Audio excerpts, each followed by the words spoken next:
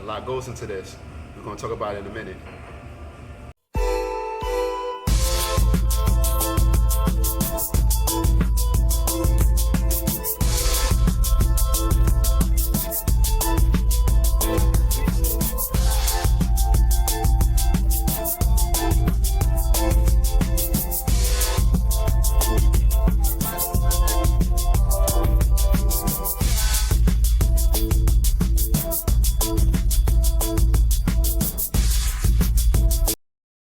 How you doing? Welcome to the Taste of Business. Today we're going to be interviewing Jennifer. She's Director of Food and Beverage here at the Delta and Marriott Hotel in Woodbridge. How you doing, Jennifer? I'm doing wonderful. Thank you so much for having All me. right. Thank you. Thank you for the opportunity here. Absolutely. So just going to ask you a couple questions today that's going to pretty much center around, the food industry, not only just the food, but actually what goes into developing a business before the food gets here. So the first question that I have for you, how long have you been in the food industry? I've been in the food industry for as long as I can remember. I want to say professionally for about 12 years, but I've always been around food. My grandmother used to be a housekeeper for a family of Jewish descent, and she would bring my mom, bring my aunt. We would help serve during Passover, during certain holidays, and I'd be in the kitchen kind of helping her prep the food and everything like that. So my love for food and hospitality actually as a whole started very young. So I'll say probably about 9 or 10 years old. Okay. So So when you were young, you were just in the kitchen cooking, yes, in the kitchen doing it all? cooking, helping my grandmother. She had like her own small catering business, so to Oh, okay. speak. So we would go to these people's houses, especially during like I said, Passover or Hanukkah, and we would just be in the kitchen serving. I remember having to wear a white shirt and a black pants. I thought it was fun. I didn't really realize that it was work, and that's literally was the seed that was planted in me for hospitality as a whole. The food portion of it, doing the food, going to culinary school, that's just a small branch of hospitality as a whole. So hospitality as a whole has been instilled in me since about 9 years old. Okay. Was there like any specialty dish that your grandmother specialized in? Yes, actually, she specialized in gefilte fish. Gefilte fish. Yes, which is something to this day, I think I don't particularly like it, but she would cook. She would actually, and it's so interesting because she would actually have to get a rabbi to come in and kosherize the kitchen, kosherize her, Okay. bless her in the kitchen, bless all of us. And as a 9-year-old child, I didn't know what was going on. I just know we were just there to help grandma, so to speak, Okay. Well, So, but she knew how to cook different cuisines and stuff like that, never formally trained, born and raised in the South, just was a housekeeper and started, needed help with one of her families, and she started cooking, and it spun out into a real good career for her, okay, actually. that's interesting. I never heard of that type of dish before. So I'm gonna have to look that up and try that one Yes. day. So I'm assuming you never learned how to cook it. No, no. Okay. Well, thank you for answering that question. The next one I want to ask you is you're responsible for managing and overseeing all food and beverage operations. Can you tell us Yes. a little bit about that? Yes. So my official title is Director of Food and Beverage and Banquets. So that encompasses a huge amount of things. But to simplify it, I always tell people anything you eat or drink, I'm responsible for that. I Okay. direct that, right? So that's the simplified version of it. So in terms of the operations, there's a lot that goes on behind the scene before the plate hits the table, right? So it's ordering, it's scheduling, it's making sure events go how they are planned. If somebody has a wedding here, or somebody has a bar mitzvah, or any type of social event, I'm responsible for executing that, making sure the kitchen has the food correctly, because for a wedding, you sit down and pick out your menu months ahead, weeks ahead. So the day of, you don't necessarily remember everything that you went over. So it's my job to make sure what you ordered or what you expect hits the plate. Okay. Scheduling servers, enough servers to serve the food, making sure the ratios correctly. We don't want to have one server for 80 people, because table one will get their food, but by the time table 10 gets their food, table one is finished and they're ready to go. all meals should be going out at the same That's time. that's usually me. After Yeah. after I eat, I'm ready to go. Yeah, making sure the timing of the event goes okay.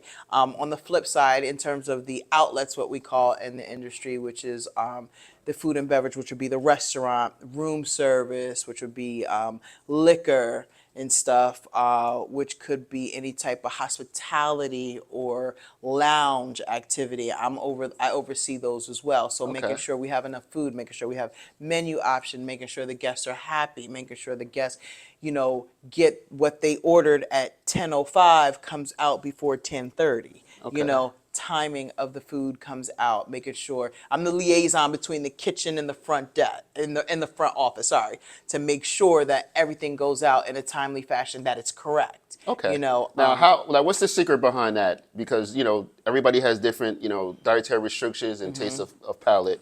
How do you determine, like, if somebody orders steak, somebody else orders fish, somebody else orders chicken? How do you time it to make sure everything comes out at the same time? So that is a kitchen operation. So we have an executive chef, Okay. or every restaurant and or facility should have somebody that just hones in on the food, because that's a whole nother environment. Okay. You know what I mean? One person can't do it all.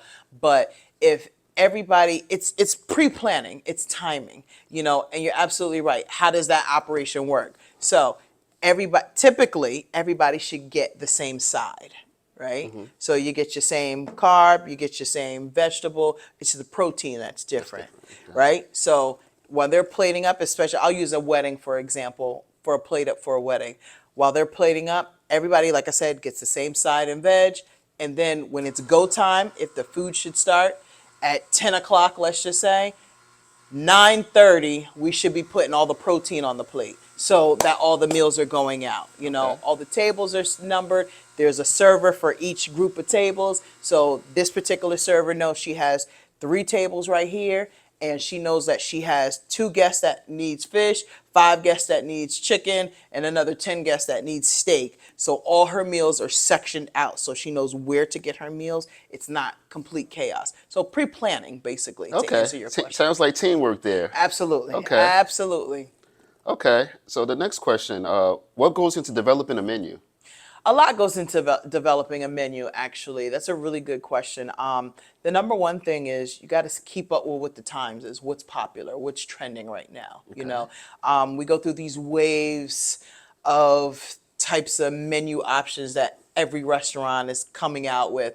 A couple years ago, it was the tapas phase, small plates, really fast turnaround time from the time you order it to the time it gets to the kitchen to the time it gets back to your plate should be 15 minutes, right? So small plates, but they're cheaper. You get a lot of it. You can order a lot of it.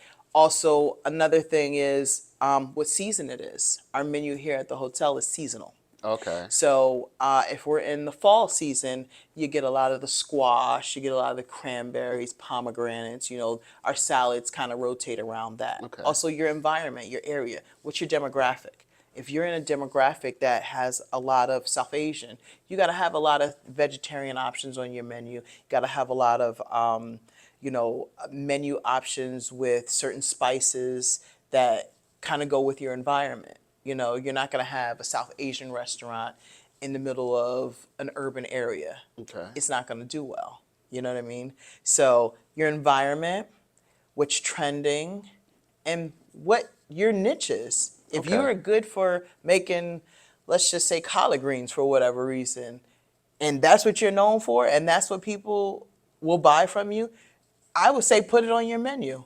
Okay. A little added to this question. So you said what's trending. Like, who keeps track of that? Who keeps track of that? The public The does. public does? The Okay. public does. Social media. We're in the social media era. So everybody's looking on social media. What's hot? What's good? What's this? What's that? We talked about lamb chops a little bit earlier. That's starting to people, as you get older, your palate changes, right? So you're trying more things. As your professional life gets more developed, you're traveling more. You're seeing other environments or what these people are eating and stuff like that. So a lot of times you're trying to bring that back to your area. Okay. We went through, just to give you a quick example that a lot of people could relate to. 2-3 years ago, what was popular? crab seafood boils, I right? think those are still popular. Everybody, but like before then, 10 years ago, people weren't really doing that, Yeah. right? It wasn't as popular. They were doing it, but it wasn't as popular, right? So it's like people, hey, if this celebrity is, oh, I'm doing a seafood boil, and then it just spins out of control and everybody sees this Okay. particular basketball player or whatever doing it, it's like it gets to be popular. So social media is what's trending, you know Okay. what I mean? Okay. Great. If Great. that makes sense to you. That definitely made sense. Like what's the tacos that became popular? Fish Uh, tacos, shrimp tacos, the seafood tacos started it getting was popular. the ones that kind of like dipped in like the sauce and it has like the burrito Wonton, tacos. There you go, burrito. yeah, burrito, yeah. Those became popular and then they just like became everywhere. They was like I remember I had to travel to Brooklyn or Queens to get it. Now it's like You right up get the it right. street. Exactly. So Samosas, same thing. yeah. Samosas, nobody knew about that, or it wasn't really that popular. And all of a sudden, one celebrity starts eating it, then everybody wants it. Okay, so you touched on this a little bit earlier. So one thing that's not often discussed is the quantity of food being served. How do you engage how much food to buy, store, and serve on a daily basis? So if you're doing, that's a twofold question. So I'll answer it both ways. So from a banquet size, right? You wanna, I don't want to say mind games, but you want to kind of maximize your budget as much as possible, but still trying to give the guests what they want, right? So what does that mean? If you're coming to me and you want to book a wedding and you want your guests to have steak and lobster, right? And a side and a veggie, we can give you that, but I'm not going to give you a 12-inch plate. I'm going to give you a 10-inch plate. And I'm going to get a smaller portions of it and make those portions look super big on that smaller plate, Okay. right? So we eat with our eyes first, obviously, right? So it's the illusion that you're getting a lot because your plate is full, right? But it's actually smaller portions. So for a banquet, you go smaller because people are not paying for that. People are paying for the experience, right? When you go to a restaurant, people are coming there to eat. Okay. When you go to a social event, you're coming to socialize, to party. So the food it's an important part, but it's low on the totem pole, so to speak. So smaller portions for the type of event that you're having, right? But if it's just a regular a la carte restaurant, you want to showcase people are coming there because they're hungry. They're not coming there to see this or see that. 9 times out of 10, they're coming because they're hungry, right? Okay. So you want to showcase what you have. So you get the 12-ounce steak that you serve for a restaurant. So you got to know what you're serving and for who you're serving it for. Okay. Does that make sense? Yes, that makes total sense. How do you store it? We don't store anything longer than 2 days. Anything after that, it's garbage. You know what I mean? So you gotta know how to order. If we Okay. have an event on Saturday, you'll order it for probably the Sunday before or Monday before. Keep it in the refrigerator. You prep it out on Wednesday, and then you fire it up the day of. Okay. So anything longer than that, and anybody in the food industry, you have the serve safe classes, you have the food handling class, which lets you know what are the proper times in shelf life for certain foods. You don't want to defrost something and then try to keep it in the refrigerator for 4 days. It's going to be not good. Yeah. So is this something that you kind of learned early on? Yes, actually in culinary school, that's the first thing they teach you is Okay. food handlers and food safety. Well, what about when you were 9 years old with your grandmother? Oh, hey, she was getting the food or the food was getting delivered that day and she was firing it up or ordering it, you know what I Yeah. mean, that day. Because So I'm thinking back, like, I can remember, like, your grandmother used to tell you to do things. You didn't quite know why you were doing it. exactly. So, okay. Exactly. Okay, so as you get older, when you learn about it, it's like, oh, that's what I was doing all that time. Exactly. Okay, so what goes into selecting, like, plates and silverware, chinaware, and all that type of stuff? So if you're in a big corporation or a part of a big corporation, like a big hotel or resort or food chain, corporate decides that for you. So you Okay. have some people that's in Montana or wherever, they set the standard, the brand standard. Okay. McDonald's is always going to have the same type of packaging, Mm-hmm. right? Red Lobster are always going to have the same type of plate because for a chain, or a branded place, it's consistency. That's what people go. People go to McDonald's every single time. It's not the best place, but they go there for the consistency. People go to Red Lobster or Olive Garden for the consistency. Okay. And the consistency with the menu is the same thing with the glass, china, silverware. Okay. You know what I mean? You're going to get the same plate, A, because it's portioned correctly, and what you're ordering, that lasagna needs to be able to fit on that plate and visually look appealing, right? Okay. But when I had my own restaurant, everything was totally up to me. So the deciding factor was how much it costs, because I don't want to spend $5,000 on chinaware and plates and glassware, you know what I mean? I need to make money, and the design of it, the color scheme, what was available. I don't want to order pattern 10 if it's on back order for 20 months or something like that. So what's available, the price, the design, the color. I don't want to order a banquet white plate if I have, a Mexican restaurant. I want something with color. I want something that's going to pop out, that goes with my menu as well, too. So there's a lot of different deciding factors, but like in a corporation or branded, it's like, hey, this is the options you have. The only thing you can manipulate is the quantity. Okay. What about the size of the plate? You mentioned earlier about the size of the plate. Yes. So the corporate also say, hey, there's your 12-inch plate, there's your 10-inch plate? Absolutely. If you're doing a banquet, this is the plate that you use. Okay. If you're doing a la carte for a restaurant, this is the plate that you use. If you're doing happy hour or cocktail hour, these are the plates and the forks that you use. Okay. So, it's the consistency. So if you're going to this particular resort, in New Jersey, it should match the same resort. It should match the same things when you go to a resort in New York. Franchised. Okay. Exactly. Okay. So let's talk a little bit about the staff. So hiring the correct staff is very important. Absolutely. What's the process of selecting the best candidate? So the first thing that I look for is their demeanor, their posture, and their willingness to learn, right? Anything could be taught correctly. If you can teach it and you're willing to learn and receive it, I'll hire somebody with no experience. And I have done that before.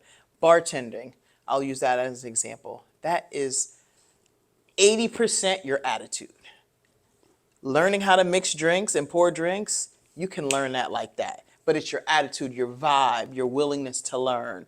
In terms of banquet server, that's someone who should have a little bit of experience. Because why? I need them to know. I need to know that they know how to hold a plate and not drop a tray of plates. Okay.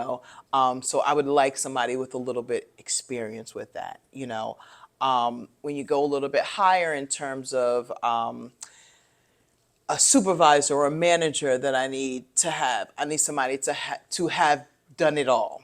I need you to have done washed the dishes. I need you to have served. I need you to have cooked. I need you to have bussed. Okay, that experience. So, experience. So exactly, because there's going to be times where this person called out or they're going to need help, and I need you to pitch in. Okay. So I need you to be familiar with the dish room or dishwasher. Okay. All aspects of the kitchen. Absolutely. Let me tell you something. I'm a director. I was an owner, and I was not too good to wash the dishes because we had food service and we needed to turn plates. So I needed to wash the dishes or run them through. You know what I mean? But if somebody is just there and they have no experience for that, they can't understand what goes into that job description. And they can't not only help and guide the staff that's doing it, but they can't relate to it. So Okay. for the different levels or the different job descriptions, it actually has different requirements. For me personally, there's a lot of people who just go strictly on your resume. Oh, you did this, you worked here. Okay, great, you're hired. But they may not have the personality, to be a bartender. They may have the look, a mean look, or not willing to be nice to the guests or anything like that. So Okay. So is it a different process for hiring staff for a banquet versus Absolutely. the regular kitchen? Absolutely. Regular kitchen, if you're a cook, another example, I need you to have experience. 'Cause I need you to know how to work a commercial kitchen equipment and be familiar and comfortable in a commercial kitchen, right? But if you're a server in a restaurant, that could be taught easily. That could be a little bit easier for me to hire you if you have no experience. But Okay. if you're a banquet server, you're dealing with somebody's wedding, you're dealing with somebody's sweet 16, you're dealing with Okay. somebody's anniversary Well, party. you can't make any mistakes. Yeah, the mistakes have to be very minimal. Okay. Very minimal. Okay. Yeah, that was great. That was great right there. I don't think a lot of people know about that process. Feedback. So customer feedback can make or break a business. We have so many platforms now. Yes. Google, Yelp. People do a lot of reviews before they visit a place. Yes. Can you talk a little bit about how is that feedback monitored? Yes, feedback is monitored too. I'm in a branded big hotel, so anytime somebody stays here, they get the survey. We've all been to a place where, or got a delivery from something, and hey, please answer 2 questions about your delivery experience. You know what I mean? Those things are monitored with a magnifying glass, Okay. especially in a big franchise branded location, because that is what opens up the door for us to get funds, money. If we're doing good and our guests are happy, that opens up the door to our owners, to the higher ups to say, you know what, they're doing what they're supposed to do. Release that money. You know, um, we literally have meetings weekly on all the reviews that we get. Oh, really? Every department is critiqued on the guest experience, because that's what hospitality is in a whole. Whether it's food, whether it's front desk, whether it's the beach area or the pool area, whether it's the swim up bar or whatever, it's hospitality, and you're judged and you're critiqued on the guest experience, right? So we're there to you can go to any hotel, you can go to any resort, you can go to any restaurant, but you're coming there for a reason. So we want to make sure that not only is your experience a good one, but the food is good, and your room is good and everything like that. So we literally have meetings with all the department heads. Okay, I'm food and beverage. So food and beverage, guess what? Your scores went down. What happened? And I have to try to drill down and explain what happened. Okay. And people, when they get these guest service surveys, now it's coming with the incentive. Hey, if you complete this survey, we'll give you 10,000 points, or we'll give you a free appetizer the next time you come. So a lot more people are engaging, Okay. so that we can kind of get a report card for it. But for us particularly, we get good scores, that releases more money, Okay. for certain Because I think items. I know a lot of people don't fill out the survey. Yes. And I don't think they understand the importance of filling out the survey. And then when the next person comes in, if they have a not so good experience, it could be because the person before them didn't fill out the survey. Exactly. And And maybe let them management or know. corporate was unaware that there were like certain issues that need to be improved on. And that's what it is as well too. It's a tracking device. If we have 100 guests in here, not everybody's going to have a good experience, unfortunately. Something's going to happen with one person. We don't want it to, but it may happen. And not only do we want to know that information so that we could, kind of, I don't want to say chastise or, slap the hand of that person, but so it doesn't happen again. If someone came in and they checked into a room and the room was dirty, we want to make sure we address that issue so it doesn't happen again. If someone came in and they ordered a well-done steak and they got medium rare, that needs to be addressed so that the kitchen is more aware. Once you know about it, you kind of will think twice. Okay, right? but if nobody says anything, it's Yeah, unaware. Okay. Yeah, you think you're doing a good job when And you're the whole really time not. you're not. Yeah. Okay. All right, that's definitely great. Okay, last question I have for you. Are you able to share any future plans for customers to be excited about? So it changes. It really changes with the season, to be honest with you. But we're coming across the summer months. Here at my property, we're looking to have more outlets by the pool. We're the only hotel in this area with an indoor-outdoor pool. So that's one of the exciting factors that draws our guests in. But when the outdoor pool opens, it's a nice vibe. We don't have any food out there. We don't have any drinks out there. So Okay. we're pushing really hard this season to see if we can expand the experience so that guests do not have to stop what they're doing and come all the way in. Okay. And Is order that more their so stuff. like a legal issue? No, actually, it's just a logistical issue. Okay. How do we get there? Because in order to get to the outdoor pool, you got to go through the indoor pool. So I don't want my servers going through an indoor pool and Okay. it's wet, and then they have a tray of food, Okay, and then yeah. it, breaks, and then a glass issue too. No glass by the pool, because if a glass, God forbid, breaks and gets in the pool, nobody can see that. Yeah, safety Because issue. Okay. absolutely. So it's logistical, but I think we kind of honed in on some stuff. We got new beers coming out that I'm gonna be ordering too. Okay. New summer beers, which is always good. We have a lot of international guests, so they understand the local aspect of something different. Where they're from, they can always get a Heineken. But coming to this region, our local distilleries are giving us new products and stuff like that. Okay. So And there are some that's local good. ones around. I Yes, believe there's there's one a lot. one in Woodbridge. I know there's one in Norway, I want to say. So Yeah. definitely some local Yeah, businesses breweries there. and stuff. Yep. So that's exciting. That's always good. Summertime. I always change up the taps on the beer at the bar and stuff like that, and handle everything. Oh, what's that? Oh, okay, it's local. It's 10 minutes away. Oh, okay, cool. Let me try that, and then it brings business. Not only for us but to the local breweries and Okay. stuff. Okay, great. That's called supporting the community. Absolutely. That's always a Absolutely. good thing. Uh-huh.